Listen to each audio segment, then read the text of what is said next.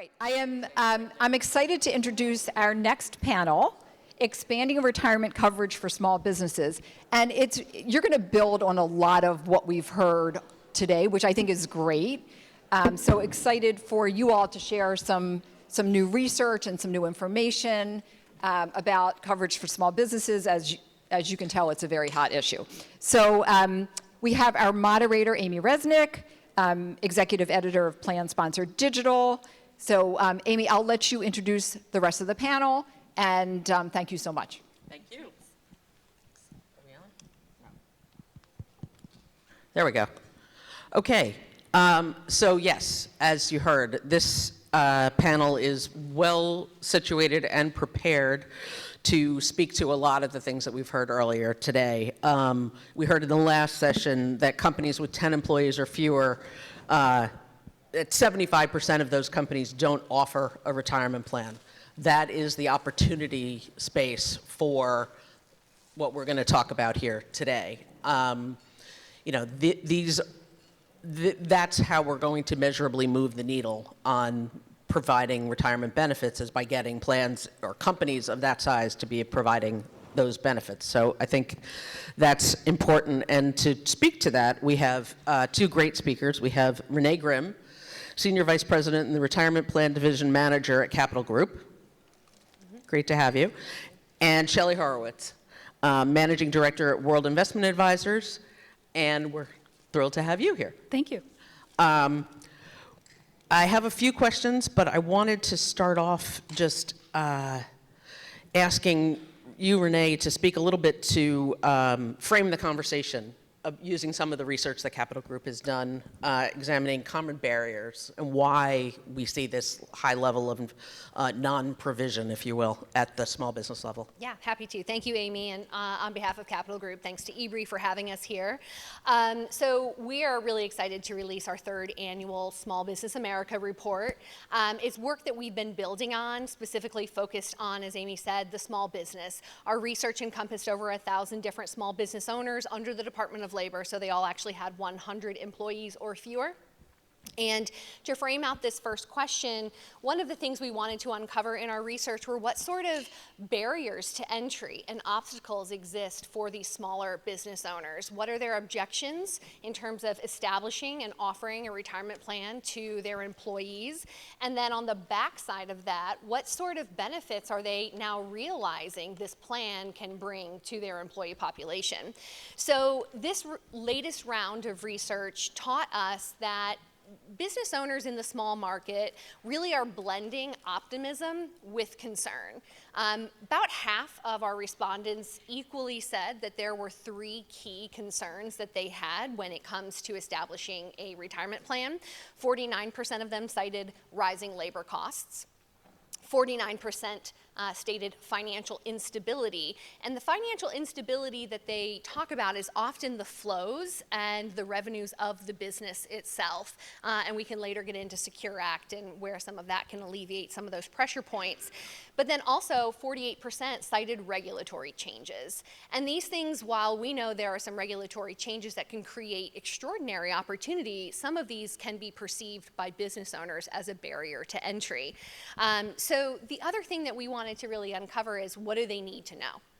What are they wanting from us as providers in order to be able to offer this? And it probably comes as no shock to anybody in this room, and I think Dan from 401go touched on it earlier today. They're looking for a simple solution, an easy button with quick establishment, easy administration, and they're very, very influenced by the ability to have choice and control in that selection, and we can get into that later. But I think Shelley as well, from an anecdotal perspective, working directly with these business owners, can probably reinforce some of that data as well. Yeah, thank you, Renee. Yeah, I think thank you to eBree, thank you for Capital Group, and obviously Amy for hosting and giving us this chance to talk with you all today. So our piece of the business, we're really from startups all the way to $1 billion. So we're advisors, consultants to organizations, and we're seeing a huge amount of interest spurned on from all the regular places that individuals and business owners have always gotten information, which is a wide swath of people, places, and things. And one of the things that we are seeing especially is really the state mandate. We talked a little bit about it earlier. That was brought up as far as, who's actually spurning some of the interest is definitely the state mandate plans. And then where have traditionally small business owners been playing in the 401k or playing in the retirement space? And it's really a lot of times it's their bookkeeper, it's their CPAs, it's the individuals that are helping them and supporting them. But just like you and I, the number and percentage of people that actually have a financial advisor that they talk to, it's actually pretty low. It's a very small percentage. So we have to get that word out. And what's interesting is to Renee's point, a lot of business owners are really either not aware because they're not getting that help and that support from their traditional sort of advisor and consultant relationships out there. And then they're also not maybe feeling comfortable enough to actually implement those plans. And so we see PEPs, playing a major role. We'll get into a little bit of that. We could have an entire seminar and session on PEPs. But it's the Simples, it's the SEPs, it's the 401k plans, and it's really a whole host of everything. But small businesses absolutely are struggling, especially those under 10 employees. The space that we really tend to see more adoption and awareness and that extra sort of oomph to kind of get them to get a plan is really in that 20 to 50 space. That's kind of the sweet spot for a lot of organizations. They need the help, they're well established, now they're ready to possibly do something beyond, and I'll call it graduate from maybe what they were doing in the past. But complexity and ease of administration is paramount when you're talking about these types of plans for organizations that small. Thank you. I think that sets the stage rather nicely for the rest of the conversation. We're talking about small businesses. We've heard today, thanks to our last panel, that we are in the midst of a stock market correction. And as I heard it's referred to on television last night, the R word has started to come up in the conversation. What is the economic outlook for small businesses, and how does that play into their decision-making around offering a retirement plan? Yeah, that's a great question, Amy. I think the hard part for a lot of organizations, any size right now, is of course that uncertainty word, the R word, recession. When people are happy and they're feeling confident, they're more apt to do things. They're more apt to listen to advice and actually deploy something new. I will say in the space that we're really looking at, healthcare obviously is a big component to benefits, right? And it is usually of any size the largest expenditure after salaries, right? So we have a delicate balancing act. And we do a lot of conversation about the convergence of healthcare and retirement and how it can be a huge barrier for organizations when we talk about, what are they spending on other benefits? The 401k or a retirement plan may be the only benefit that an organization could possibly offer. They're not large enough, they don't want to offer health care, that's too expensive. So this may be the only carrot that they can dangle. And it is a little bit with intrepidation because of where markets are, obviously 2025. So there's a lot going against us. And I would say, clearly 54% is the number of how many businesses and people are actually covered by a retirement plan today. If we were doing that from a conventional sort of school, grade, 54 is an F, right? So last I checked, that's not great, but it's encouraging because it's better than it used to be. And Secure 2.0, we talked a little bit about it earlier, it was alluded to, definitely has helped. Again, the state mandate plans are helping. But there's a lot of uncertainty with business owners, and when there's uncertainty, it's a harder sell to get them to look at a retirement plan and possibly spend some money, because most organizations are going to have to spend some money. Tax credits are great, but some money is going to be coming out of their pocket, and that's tough, especially from a cash flow perspective. Yeah, so I'll add on where we see, business owners will articulate as far as where they're feeling with the confidence. And I think it's interesting where we are in this point in time as far as in comparison to where we were when we ended this research. 66% of the small business owners that we spoke to were really positive and optimistic about their outlook for their business. Now, when Ed was speaking, he took the wind out of my sails a little bit when he said that most of these businesses fail within 5 years. And our business owners didn't look that far. They went 3 years out, and that's where they're feeling really optimistic. But the reason that this is important, and especially as Shelley mentioned, hitting that sweet spot for the number of employees, one major shift that I've observed, I used to be in a sales role. I had the privilege and the pleasure of sitting across the table from hundreds of small businesses and institutions throughout the course of my career. And oftentimes when talking to a plan sponsor about getting a plan in place, they had 2 questions. They wanted to know how much they could save and if they could avoid having to contribute anything to their employees. And I was a little flippant. It was like, okay, that's the miracle plan and it doesn't exist. But what you can do now is you can look at the sentiments of a business owner and you can see that they are now recognizing the 401k as much more impactful in terms of the suite of comprehensive benefits. And we've seen data shift over the last decade that reinforces that individuals today are willing to forego a larger take-home pay if it means that their employer is going to offer them a much more robust and comprehensive benefits package. So now employers, even on the small market, are starting to recognize the 401k or other types of savings vehicles as a major talent acquisition and retention tool. And I think that, in conjunction with the fact that we are seeing more plan creation than we ever have before, is in fact a really positive leading indicator for where we are going to expand retirement access to the 45 million Americans that don't currently have access to. Thank you. I think to your point, to both of your points, there was some research from Ebree, Boston College, and Greenwald Research in 2024 that found that of 9 out of 10 small business owners that are offering a plan say that it has a positive effect on employee attitude and performance, and said that it was, that it serves to advance their interest in recruitment and retention. So there is obviously an understanding, once they've gotten to the point of having a plan, that it can have positive benefits in addition to the costs. I would say there's also an acceleration amongst certain individuals. If you look at when an associate is most assertive in their career advancement, it's in the ages of 35 to 45. Now imagine you're working for a small business and you see a person in the corner office at the end of the hall and they're 65, 66, 67, and you're kind of like, okay, when are they going to get out of the way? When's it going to be my turn? And this employer doesn't offer a plan.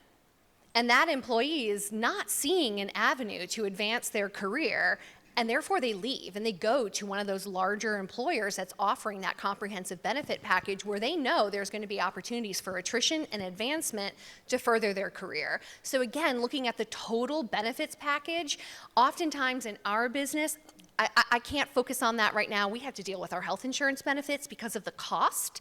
But what really motivates people is knowing that they're going to have an out. They're going to have their own parachute when they're tired of working or they hit retirement age. And the only way to deliver that to them is a robust savings vehicle like a 401k.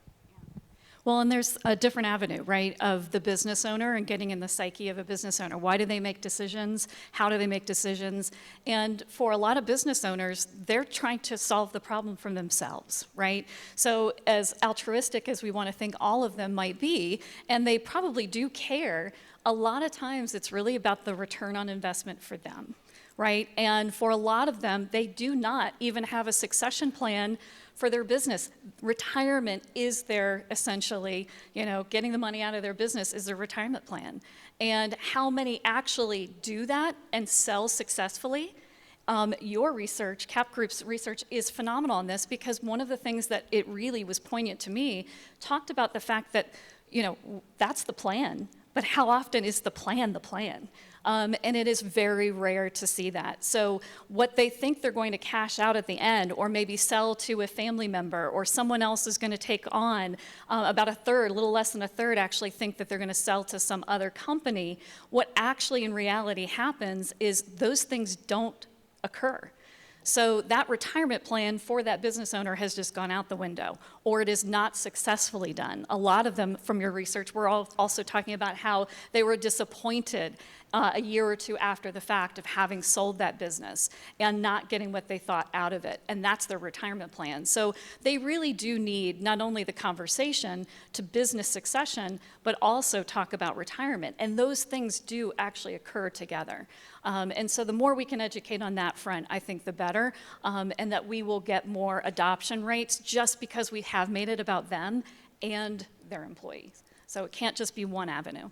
I think to reinforce, sorry, Amy, to reinforce the stats about small business owners, 80% of them do not sell their business. And we look at what their intention is, 38% plan to pass it to a family member, 26% plan to sell to another business, and 22% plan to sell to their employees. 80% never make a sale. And then what's really fascinating about this is 75% of those who do sell their business report regretting it inside of the first year. So I've always met that with having a plan is the only plan. That is the only way to assure retirement security for yourself and for your employees. Perfect. Yeah. And one of the other things that I think is important to mention is the adoption rate of plans in states that have that state mandate. It is substantially different than just the national numbers, and I know you've got some stats and information from your research, but we've seen, I mean, the state of Colorado, for example, they're one of the oldest, right along with California, who've offered a state plan. 22,000 employers now offer the state plan.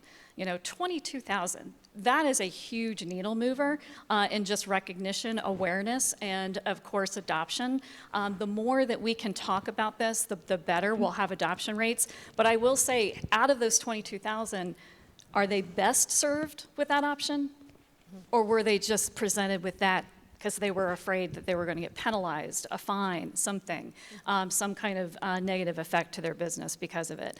So it's not necessarily, always the path or the awareness, but it's also what type of program do they offer. And administration is definitely the big barrier that they think and perceive in the traditional 401k space. And I think Ed's point earlier was that we've really removed a lot of those administrative barriers, payroll being one of them, right? So, what's the common denominator for all businesses, small, medium, or large?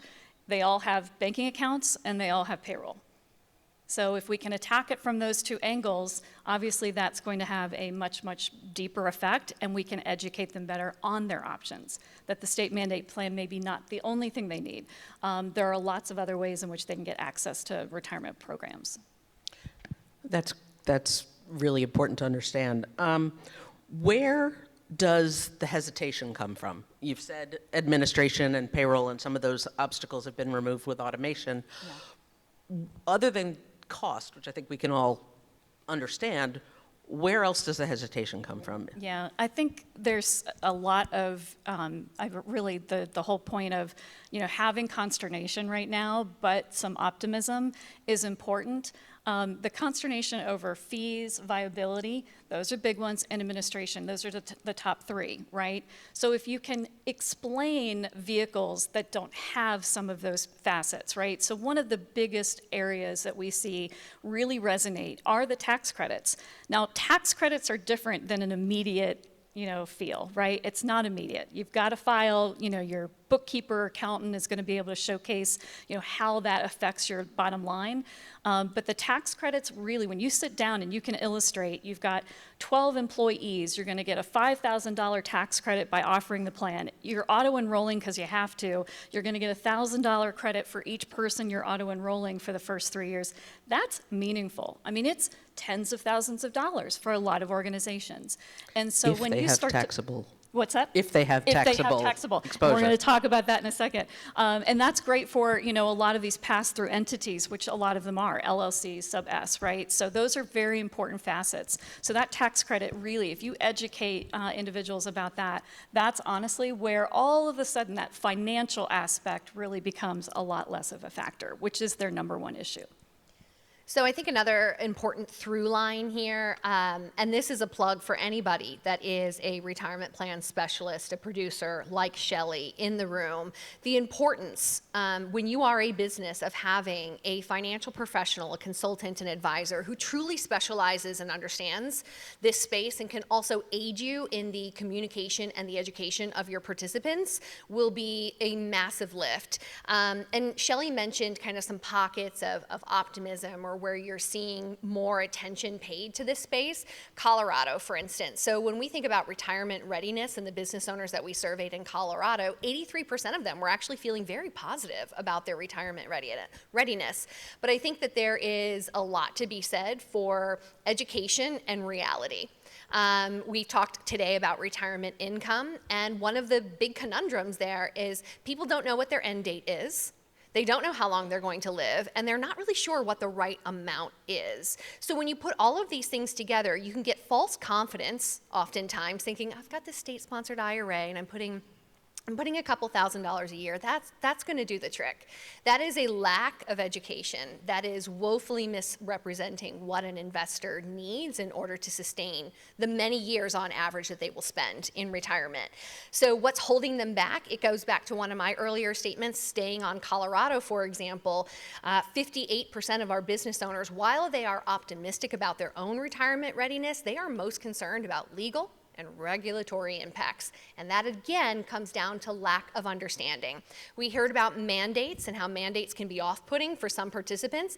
Shelley just described a mandate that is throwing money at small business owners. I don't know what's off-putting about that, but not understanding legal and regulatory challenges and not having the right guide to help you as a plan sponsor or administrator better understand these opportunities is a major miss in our industry, and we need more professionals that are dedicated to this space in order to make the headway that we need. Good point. Yes, more me, please. Call me if You're you welcome. need help. Always welcome to have that conversation. And I think, Amy, you mentioned something that we've talked about tax credit. The one area that, and I know Kim, you're going to love this, the not-for-profit, right? So if you're a not-for-profit, those tax credits do zero. So that is a huge area of necessary improvement from a policy standpoint, from just an awareness standpoint. One of the biggest opportunities that small associations have had are kind of these MEPAs, right? Multiple employer plans for associations. We're a trade association, which we are literally in. Alexandria and Arlington happen to be the largest in the entire country. And what's interesting about them is they've offered, association plans to their membership. And that is a thing. That has actually been probably the most notable for the association not-for-profit industry. But 403Bs and other not-for-profits, they do not get any of these tax credits. And there are a ton of really small association organizations. I happen to work with the American Society of Association Executives, so it's all the execs at all the associations around the entire country. And it is remarkable how many do not have anything. They don't even know that they can go out and obtain these. It is a barrier because they don't get the tax credits and they don't really have someone to talk to. So it's through these organizations that they find someone like myself, and then we start to educate and explain how easy this could actually be.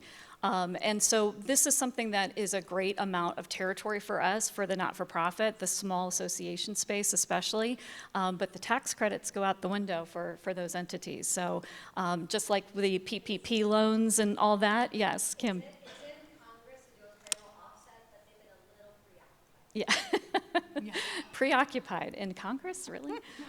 So yes, so hopefully we get some good things with that. And 403B, of course, legislation on allowing CITs, right, is back in front too. So there's some good things going on in the not-for-profit for retirement space right now, but that is a big one. There is still that barrier. So it's the traditional explain, understand. A lot of these individuals from an association, of course, do come from corporate and business. A lot of their boards are corporate and business, so they understand the concept. It's a matter of financing it and affording it, and then the administration. Thank you. That does touch on what I was alluding to. So we've talked a little bit about the tax credits, about some of the other requirements of Secure 2.0 for, that if they are starting a plan, there are certain things that people have to do. In your meetings with business owners, how aware are they or their potential advisors of these both opportunities and responsibilities? So I'll cover stats first. That's my role today. So I found this to be a pretty startling revelation, if you will. And so I mentioned that we have done this Small Business America report consecutively for the last 3 years. So in 2023, our research found that only 53% of small business owners were aware of Secure Act. I feel like that surged, and I'm a little taken back by it. The reporting today is 70%. They are aware. That's it. They're aware. They know that this thing exists. It might be nebulous or confusing, and it's also very varied based on, do you currently have a retirement plan? If so, how long has that plan been in place? Are you offering things like automatic enrollment, automatic escalation? So we are seeing more awareness, but again, it comes back to having a financial guide that can help you understand whether or not your entity is eligible and how you can design a plan to optimize these types of benefits for you as the employer, but also for your employees. And this also comes back to the cultural shift that I referenced earlier. In knowing that these business owners recognize that there is a provision that is out there to help make retirement plans more accessible to themselves and their employees. And 39% do in fact believe that if they can get a plan in place, it will improve their employees' morale. But that gap of knowledge is really where we're seeing the interest and the optimism of a retirement plan and the lack of action in some cases being taken because they just don't know where to go, where to start, and what type of plan is going to be a best fit for them. Yeah. And I'll be honest, our space, the advisory space, where you get access to help and administration and trying to get that set up, we haven't traditionally played in the very small, organizational market, right? So most of the advisory shops and brokers and advisors, I hate the word broker, but consultant and advisor, we're really usually much, much further up market, right, traditionally, because it's hard to live in the smaller end of the market, right? We're not charities. We have to have a business, and a lot of help needs to be had with these smaller organizations to just stand up a plan. But one of the things that I'm encouraged by is when we do actually sit down with a business owner, explain this, the light bulb really goes out. They get excited because we can, again, show them the ROI of just what it means to them, and then what it means to their employees. And I will say that's where that convergence of healthcare and retirement starts to come in, especially those that kind of are that 20 to maybe 75 kind of space. You've got ACA that kicks in at 50, and then all these others under 50. It's a tough place, not only to attract and retain, but to keep up, with all of these other organizations. What we've seen in some of our research too is the complete change, and that it's not just about salaries and work-life balance anymore. Those were the two bookends that everyone's had to deal with over the last 4 or 5 years since pandemic. Now we're really switching into more of that financial wellness. I need to help establish plans for my employees that go well beyond just I'm giving you a paycheck and I'm letting you work from home 3 days a week and I'm paying you a decent wage, right? So that's where we're starting to see the appetite. And the employees are definitely having that conversation, but the business owners, when you really sit down and have that conversation, the light bulb goes off and they are actually really excited. And especially if they're a family-owned business, very tightly held, they want to do right by that next generation. And they see it immediately when you start to articulate, you've got people working for you for 10 or 20 years and you've never offered a retirement plan. That doesn't feel good for a business owner. So when you can explain it that way, there is a huge, huge, huge amount of just demystifying that we can do to show them they can afford it and it isn't administratively burdensome. You mentioned that folks like yourself, advisors, aren't necessarily working in the smallest business space. So where are those small business owners going to get information, to get help? Mm-hmm. And what kind of help are they getting? Yeah, it's usually bookkeepers, right? They're hiring a part-time bookkeeper or accountant, and that bookkeeper or accountant may or may not know anything about these Secure 2.0 capabilities, or how to get that next rung of advice and consultation. The other piece is definitely payroll providers. I've been waiting for maybe the payroll providers to wake up and think, gosh, maybe this PEP thing could really work for me. I honestly am very shocked that there hasn't been more adoption and more creation by the payroll companies themselves. But a lot of the smaller, it used to be like 3 or 4 payroll companies, 10, 15 years ago. Now there's hundreds of really small cloud-based payroll providers now, and they all have networks that they need to help those individuals with. So if you just have a conversation with your payroll provider, most of them have a local person that they'll actually say, you need to talk to this person for benefits, you need to talk to this person for retirement. So it's a really fascinating change. The payroll proliferation in that small market has changed exponentially. So we just need to do a better job of educating them. Yeah, I would also say that those are more end-step resources. Thinking about where these small business owners go to access information, we first found that 53% of these small business owners actually don't have a financial professional that they're working with. So that presents an incredible opportunity for them to understand their financial position, not just as a business entity, but also as an individual investor. The upside to that is those who do on occasion seek that advice, 38% of the small business owners say that they trust the advice that they are given. But access is a major issue, not just for the plan sponsors, but for the participants as well. But the other thing that I found interesting, especially in light of our recent election outcomes, is the sources of information, and podcasts are surging. When you look at the popularity of a podcast, it was up 10%, so from 20% of our small business owners last year's reporting that's where they're accessing information to 30%.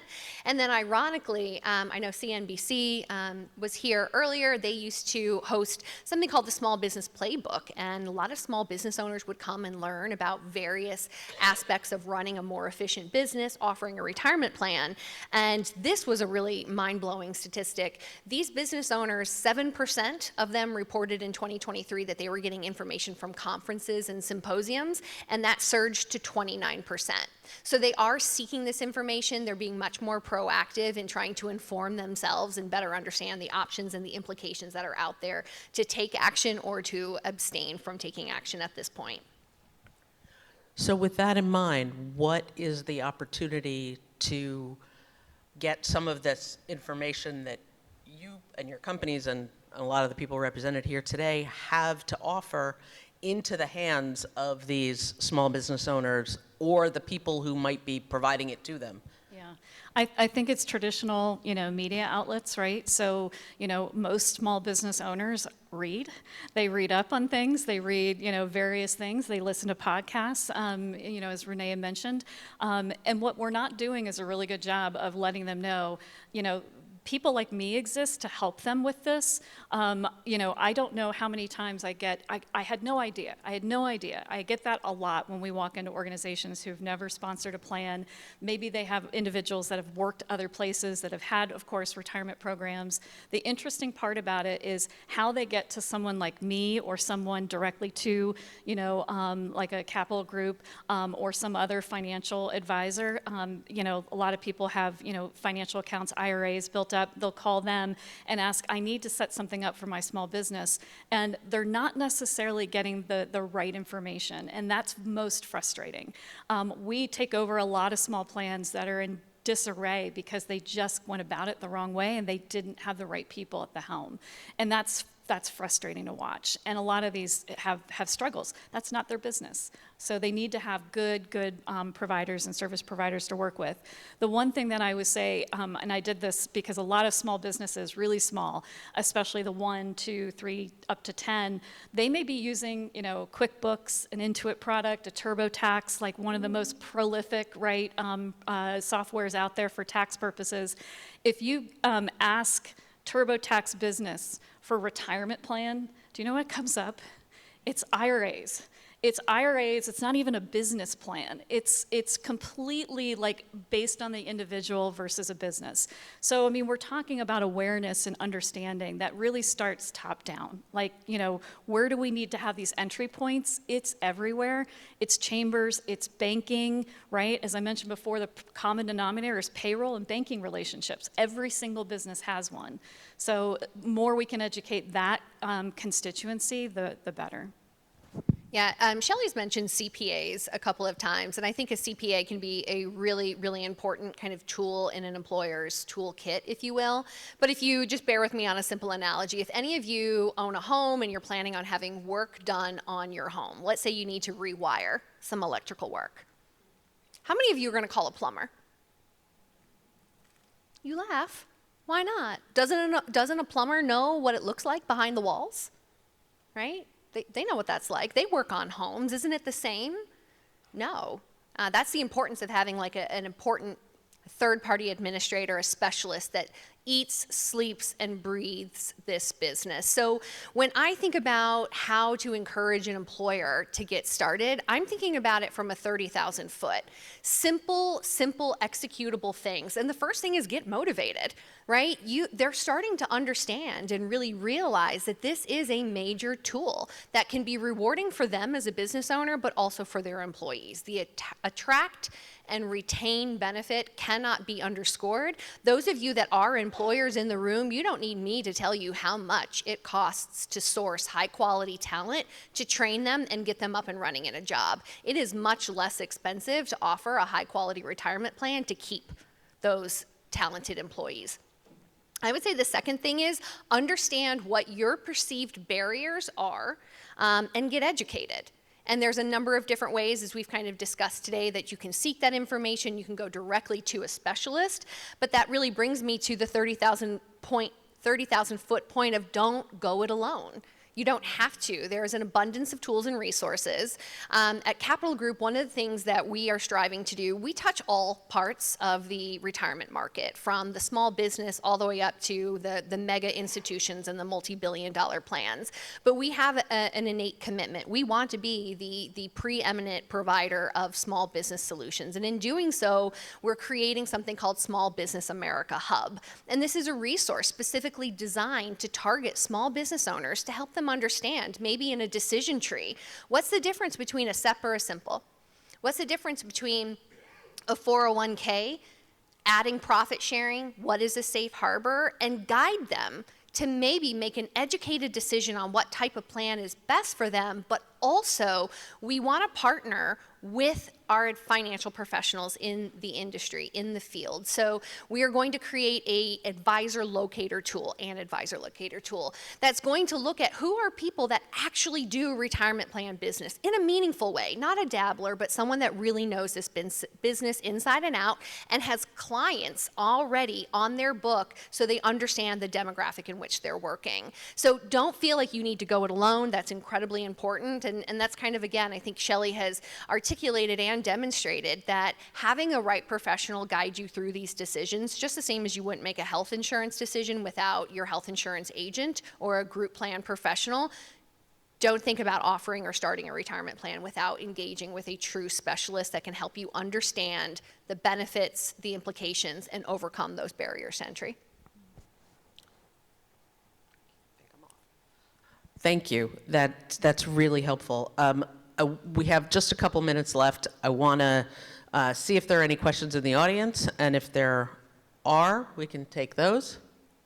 I know we're standing between you and the last panel and then the reception, so I don't want to belabor things. But then I also wanted, if we don't have audience questions, I want to just throw it back to our speakers.